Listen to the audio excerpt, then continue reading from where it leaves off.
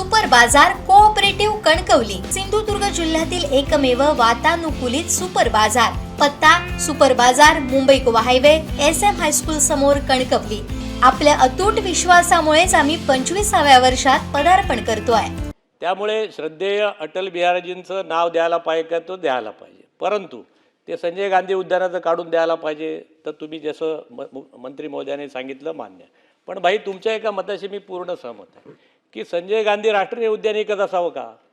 One खात्यामध्ये असलेल्या महाराष्ट्रातल्या इतर जमिनीमध्ये सुद्धा अशी उद्यानं निर्माण होऊ नयेत का?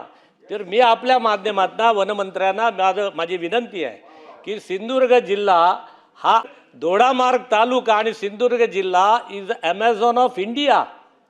तुम्ही गुगल करा, आता बसल्या बसल्या कोणी चॅट जीपीटीला विचारा की जर हिंदुस्थानातलं ॲमेझॉन कुठलं असेल तर ते तिलारी खोरं आहे, जे दोडामार्गमध्ये हजारो एकर टायगर फॉरेस्ट डिक्लेअर्ड आहे। माझी आपल्या सभागृहाला आणि माझी तुमच्या माध्यमातून मंत्री महोदयांना विनंती आहे की सिंधुदुर्गामधल्या दोडामार्गामध्ये 2-3 हजार 4,000 एकर जागा देऊन त्या ठिकाणी आपल्याला श्रद्धेय अटल बिहारीजींचं नाव देता येईल का, अशा प्रकारचा त्या ठिकाणी निर्णय घ्यावा।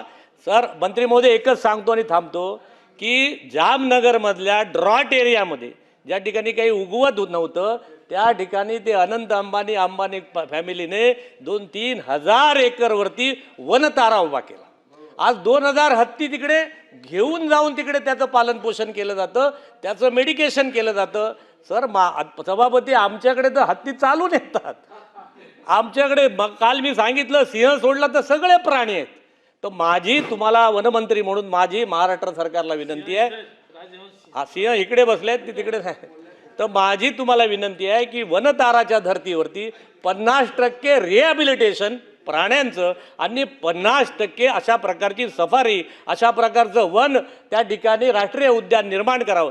आता गोव्याच्या आमच्याकडे सर सभापती महोदय मोपा एअरपोर्ट आलेलं, प्रचंड प्रमाणामध्ये पर्यटक वाढलेले आणि याचा फायदा जर महाराष्ट्र व्हायला असेल तर मला वाटते सगळ्या सभागृहाची विनंती म्हणून बरोबर आहे जगताप साहेब, एक अशा प्रकारचं राष्ट्रीय उद्यान सिंधुदुर्गामधल्या त्या दोडामार्ग सावंतवाडी भागामध्ये फॉरेस्टच्या वन खात्यात राहील। कुठेही आमच्या राष्ट्रीय या सगळी धरोहर असलेल्यांचा अपमान होणार नाही अशी माझी विनंती वनमंत्र्यांना सभापती साहेब तुमच्या माध्यमातून आहे।